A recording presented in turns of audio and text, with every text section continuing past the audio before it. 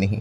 Next बात करेंगे आज के दिन एक और स्टॉक जो कि खास करके रडार के ऊपर रहने वाला था। कल के दिन का लास्ट वीडियो आप लोगों ने जरूर देखा होगा, ओलेक्ट्रा ग्रीनटेक। सो आप सभी लोगों को पता है मेगा इंजीनियरिंग, इन्हीं के हम लोग को डायरेक्टली इनडायरेक्टली प्रमोटर्स देखने को मिल जाते हैं। उनके ऊपर सीबीआई की रेड हम लोग को पड़ते हुए देखने को मिल चुकी है, एफआईआर भी फाइल होते हुए देखने को मिल चुका है दूसरे केस के बारे में, बट वहाँ पे भी कुछ ना कुछ फ्रॉड ही हुआ है, ऐसी सारी चीज़ें सामने आती हुई देखने को यहाँ पे मिल रही है। तो इसी चीज़ के चलते ओलेक्ट्रा ग्रीनटेक में भी हम लोग को आज के दिन पिटाई होते हुए देखने को यहाँ पे मिल सकती थी।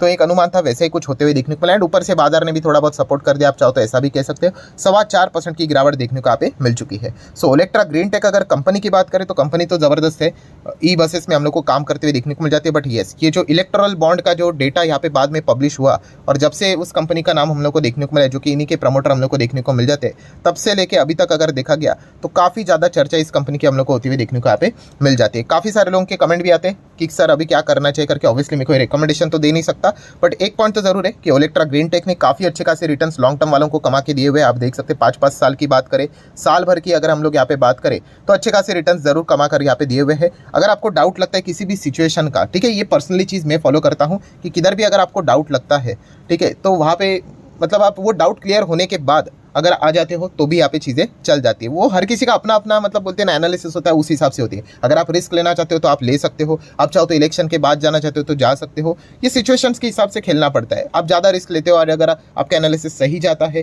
कोई दिक्कत नहीं होती, तो आप ज़्यादा रिवॉर्ड भी कमाओगे, ठीक है। तो सेम ये चीज़ें हम लोग को चलते हुए देखने को मिल जाती है। तो बट सबसे बेसिक चीज़ क्या होती है कि जहाँ पर भी अगर आपको डाउट है, ठीक है, किसी के कहने के हिसाब से आपने डिसीजन नहीं लेना होता है। मैंने बहुत बार आप लोगों को सिखाया। अल्टीमेटली आप क्या बोलोगे कि अरे यार मैं तो ये करने वाला था या फिर ये करने वाली थी, आपने ये बताया, उसने ये बताया। अरे भाई उससे कुछ फ़र्क नहीं पड़ता है, ठीक है। दूसरों के हिसाब से नहीं चलना होता है, खुद का डिसीजन इंपॉर्टेंट होता है भाई। कोई मार्केट में 100% सही नहीं होता है, ठीक है। तो खुद का ही बोलते हैं ना बुद्धि का इस्तेमाल करके चलना होता है, ठीक है। कभी सही जाएंगे तो कभी गलत जाएंगे, कुछ ना कुछ तो चीज़ें सीखने को मिलेगी।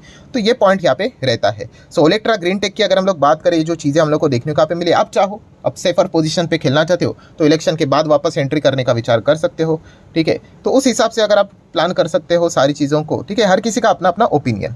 नेक्स्ट अगर हम लोग बात करेंगे वोडाफोन आइडिया की बात करें तो देश का सबसे बड़ा एफपीओ हम लोग को देखने को यहाँ पे मिल रहा है। एंड एफपीओ की अगर हम लोग बात करें तो कितना चल रहा है इसका जीएमपी, तो जीएमपी फिलहाल चल रहा है 14% के आसपास, ठीक है। आप देख सकते हैं वोडाफोन आइडिया का एफपीओ।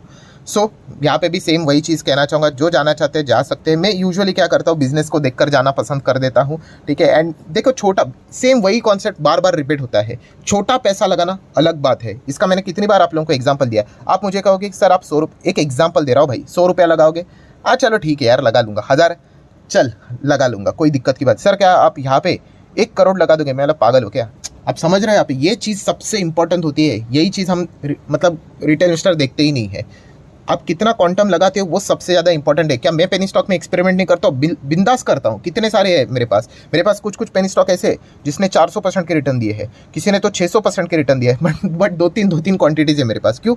मेरा मकसद वहाँ पे पैसा कमाना नहीं होता है, मेरा एक्सपेरिमेंट खुद के दम के हिसाब से और लॉजिकल एक्सपेरिमेंट करना। ऐसा नहीं कि चलो अक्कड़ बक्कड़ कुछ भी कर लिया और कोई भी उठा लेके आए, नहीं, कुछ तो लॉजिक लगाने का। अच्छा ये हो सकता है, चलो ट्राई करके देख लेते। वैसे तो तबाही है कंपनी में, 1-2 क्वांटिटी उठा लिया, सही जाता है तो देख लेते ऐसा है कि, और ऐसे भी कि काफ़ी इसने मुझे मतलब बोलते हैं ना बर्बाद करके भी रखा हुआ है, ठीक है। बट उससे भी कोई फ़र्क नहीं पड़ता है क्योंकि छोटे छोटे क्वांटिटीज़ है।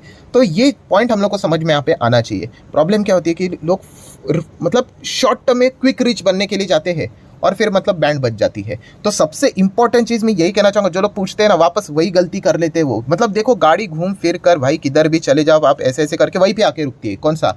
कि सर हम एफपीओ में पैसा लगे। अरे तुम्हें कंपनी पसंद है क्या तुम्हें वोडाफोन आइडिया कंपनी पसंद है? ये सवाल पूछते ही नहीं है वो, बस एफपीओ में पैसा लगाए क्या। अरे भाई वो कोई चमत्कार विमत्कार ऐसी चीज़ नहीं है, आपको धंधा देखना है भाई।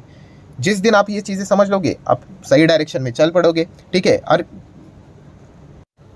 यही चीज़ें मार्केट में वर्क यहाँ पे करती है। आज ये कोई आईपीओ लाएगा, कोई दूसरा एफपीओ लाएगा, तो जोर ज़बरदस्ती से नहीं जाना है। अगर आपको पसंद है, अगर आपको ट्रस्ट है कि वो कंपनी आपका पैसा बना के देगी, बिजनेस चलेगा, तो फिर आप डिसीजन उस प्रकार से ले सकते हो। अगर आपको लगता है कि नहीं बिजनेस तो नहीं चलेगा, तो फिर जाने का सेंस ही क्या बनता है, ठीक है। तो ये उस हिसाब से देखनी होती है चीज़ें, ठीक है। तो ये वाले पॉइंट ज़रूर नोट यहाँ पे कर लेना। एंड इनका कॉम्पिटिटर भी कौन है भाई? जियो है, एयरटेल है।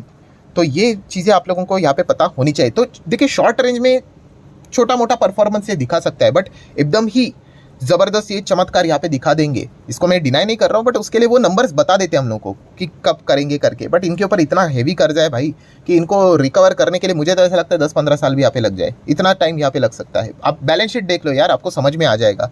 ठीक है, नेक्स्ट अगर हम लोग यहाँ पे बात करेंगे